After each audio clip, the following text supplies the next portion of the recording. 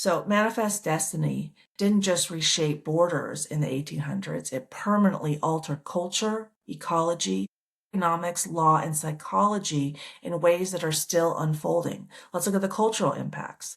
Loss and fragmentation of Native American cultures, hundreds of languages endangered or lost, ceremonies driven underground, oral histories broken by forced schooling. We all know that in Canada and America, the children in the late 1800s and early 1900s were forced into schools to learn Christianity. There's a lot of stories of sexual abuse. I mean, look at the Catholic Church, right? So Christianity has a lot of problems.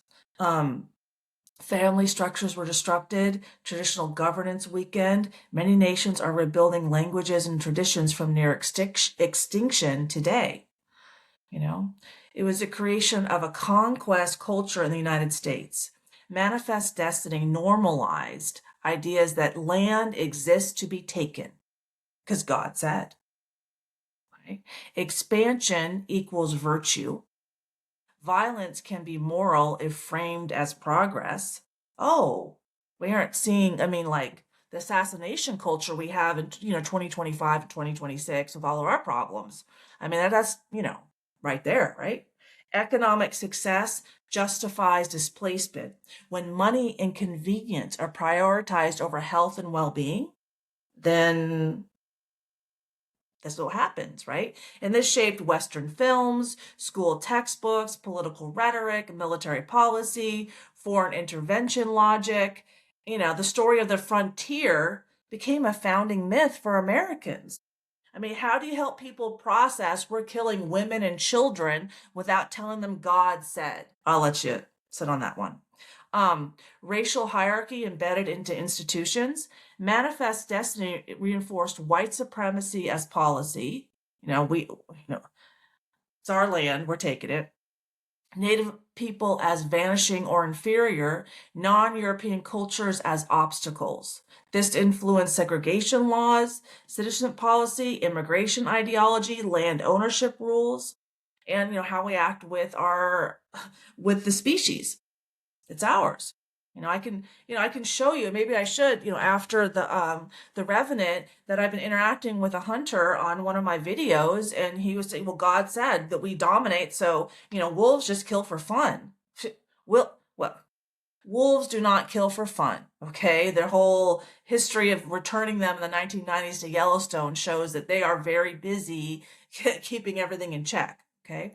So what are the ecological impacts? Speaking of the wolves, destruction of entire ecosystems, mass deforestation, draining of wetlands, drought, flooding, rerouting of rivers, mining pollution, soil exhaustion, industrial agriculture replacing diverse landscapes.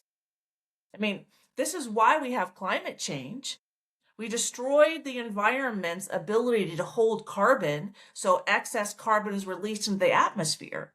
And then when we have weather events, we've destroyed the natural ability of the beavers and their dams to stop flooding, droughts, and wildfires. And that's just the beavers. But the wolves have to be helping out to create an environment where beavers can thrive, right? And then buffalo do that as well. So buffalo extermination, I mean, I hear numbers between 30 million and 60 million, but the buffalo are keystone creature animals as well. The way they interact with the prairie creates a lot of opportunities for water storage, for the long roots of the grasses, creates opportunities for growth of new plants that are native to the Americas. They kill plants that aren't native. I mean, they naturally revive the ecology. So long-term climate consequences, fossil fuel dependence, large-scale extraction, urban sprawl. Okay, land as a resource, not as a relation, and that's how Native Americans see it, that we're all in relation with each other. And now we have proof that we're all energy bodies, and all of our energy bodies are connected. And if you believe Einstein, the field is the sole governing agency of the particle, the field meaning the energy field or the soul, the particle meaning the body. Westerners, God said, and I'm a body, I just do what God says.